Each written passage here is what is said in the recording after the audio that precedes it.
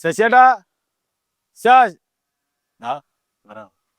ശശിയേട്ടാ എന്തല്ല പണിയൊന്നും തീർന്നിട്ടില്ല അല്ലേ? തീർന്നു വരുന്നപ്പാ. ഇതാരായിരുന്നു? മനസ്സിലായില്ല? ഇല്ല. നമ്മളെ ബാങ്കിന്റെ സെക്രട്ടറി അല്ലേ?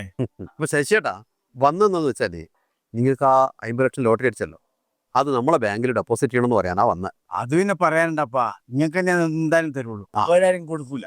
പിന്നെ ഇന്നലെ മറ്റേതാ ബാങ്ക്, മറ്റേ ആ പാലത്തിനടിക്കുള്ള ആ ബാങ്ക് അവിടെ തന്നെയാണ്. അല്ല, മുഴുവനായിട്ട് നമുക്ക് തരണം എന്നല്ല, ഒരു പകുതിയെങ്കിലും നമുക്ക് എന്തായാലും തരണം.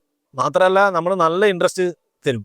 അതെ അതെ, നിങ്ങൾക്ക് സീനിയർ ആയതുകൊണ്ട് ഒരു 1% ഇൻട്രസ്റ്റ് അധികം തരും. പൈസ നിങ്ങൾക്ക് തന്നെ തരാപ്പാ.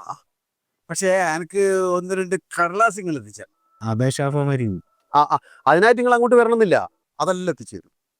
അതെ, അത് എത്തിച്ചേരണം. അതായത് ബാങ്കിന്റെ ആധാരവും അടിയാധാരവും കുടിക്കടും, പിന്നെ ബാധ്യത സർട്ടിഫിക്കറ്റും, സൈറ്റ് പ്ലാന്, പിന്നെ നിങ്ങൾ അടുത്ത ജീവനക്കാരുടെ എല്ലാ ആധാർ കാർഡും ഇതിൻ്റെ ഓരോ കോപ്പി എനിക്ക് അല്ല പിന്നെ ഒന്നും വേണ്ടുന്നത് ഒരു മുദ്ര കടലാസ്.